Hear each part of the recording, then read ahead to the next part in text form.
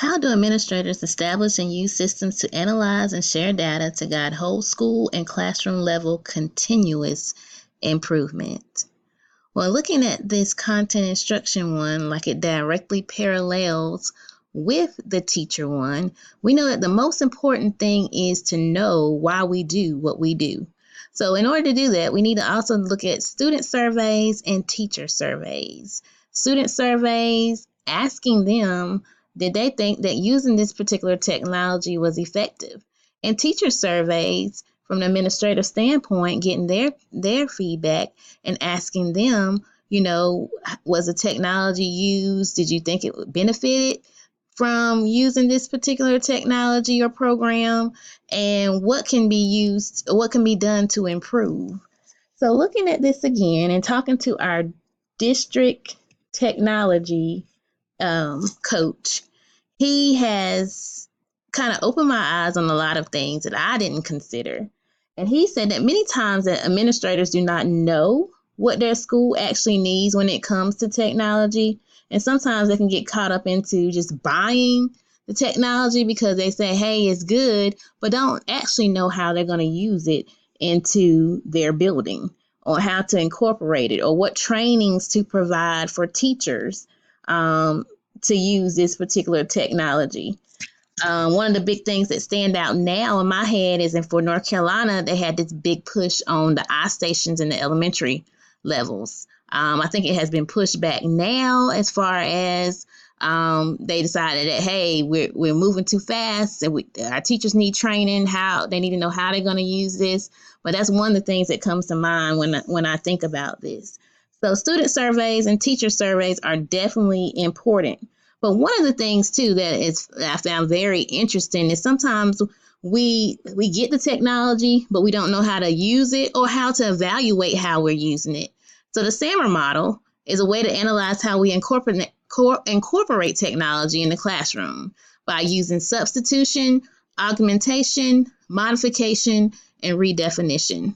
Substitution and augmentation is a way that we take to enhance our technology, but we move up. It's like a ladder, and we move up from modification to redefinition when we're transforming the use of our technology. And one way that we can do that is they ask posing questions that administrators can ask when they are talking to teachers, but teachers can also use this when they're developing their lesson plans on, hey, am I using technology to the best use for my students? And administrators could take this SAMR model and say, hey, how can I help the teacher use these strategies to incorporate in their classroom to enhance their instruction? So one of the questions that we kind of look at is, what will I gain and replace by using the old technology with the new technology? Have I added an improvement to the task process that could not be accomplished at a fundamental level? Does the modification depend on the technology? And how is this new technology made possible by having this? How is a new task made possible by having this new technology?